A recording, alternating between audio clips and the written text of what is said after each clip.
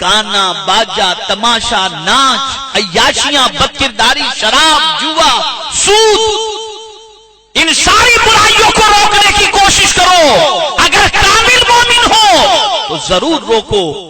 और याद रखो, अगर आपके रोकने की दावत की वजह से कोई एक भी रुक गया तो उसकी मिसाल में अक्सर दिया करता हूं कि एक बच्चा अगर बिगड़ जाए तो मां मुसल्ले पर रो रो कर उसके सुधरने की दुआएं करती है।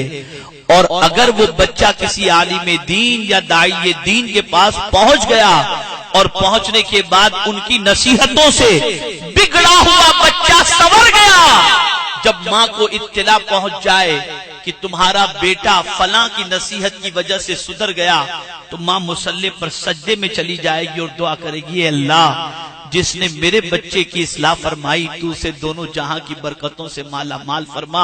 मैं आपसे पूछना चाहता हूं, एक बिगड़ा हुआ बच्चा अगर सुधर जाए तो मां खुश हो जाती है, बिगड़ा हुआ उम्मती सुधर जाए तो मुस्तफा कितने खुश हो जाएंगे। रसूल गिरामी वकार सल्लल्लाहु अलैहि वसल्लम कितने राजी होंगे। हमें कोशिश करनी है। आज दुनिया में कहीं भी हमारी पहचान देख लें, हमारे मोहल्लों की पहचान, हमारे मुसलमानों के बात करने का अंदाज, हमारे मुसलमानों का जीने का अंदाज, पढ़ा लिखा कोई भी इस अंदाज को अपनाने के लिए तैयार नहीं होगा। बदलो, सोच बदलो, अफकारो नजरियात बदलो।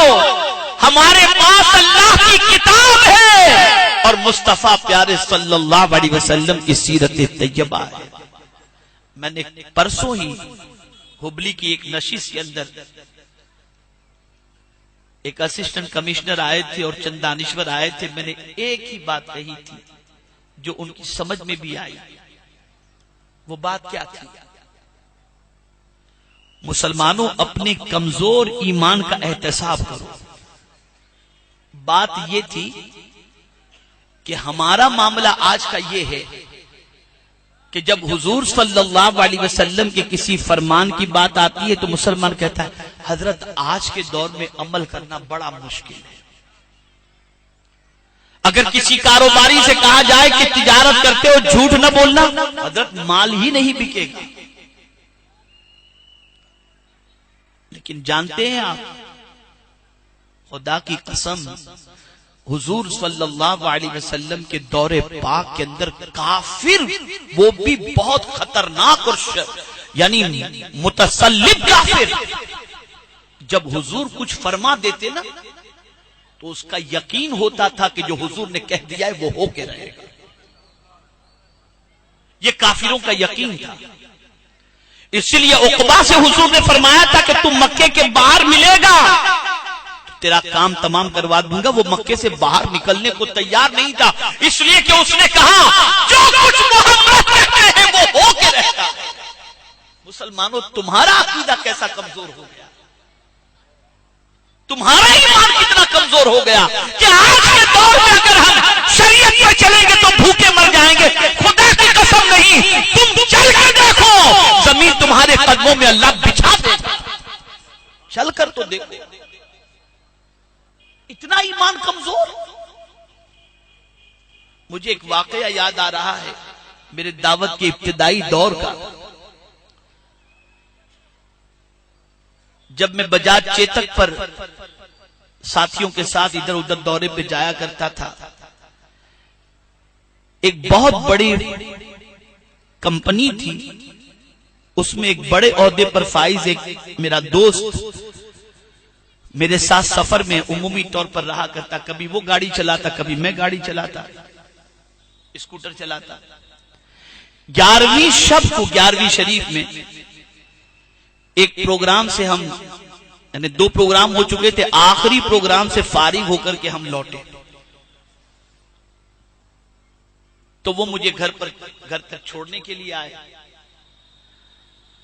तो उस वक्त मैंने देखा कि उन पर गुफ्तगू के असरात अल्लाह ने काफी मुरत्तब फरमाए और उनका दिल काफी मोम हो चुका है। मैंने कहा यार आज 11वीं शब कुछ तोहफा गौसे पाक को दे तो सरकार की सुन्नत चेहरे पे सजाने का इरादा कर लूं। बस बात दिल पे बैठ गई, अल्लाह ने हिदायत अता फरमाए, उन्होंने नीयत कर ली, हाईली क्वालिफाइड। अब 4-5 रोज के बाद बैंक के अंदर जो मैनेजर की पोस्ट पर उनके दोस्त थे, वो जब अपने दोस्त से मिलने के लिए गए तो देखा कि दाढ़ी थोड़ी सी मतलब बढ़ गई है, शेव नहीं किया था उन्होंने। तो उन्होंने कहा कि क्या बात है?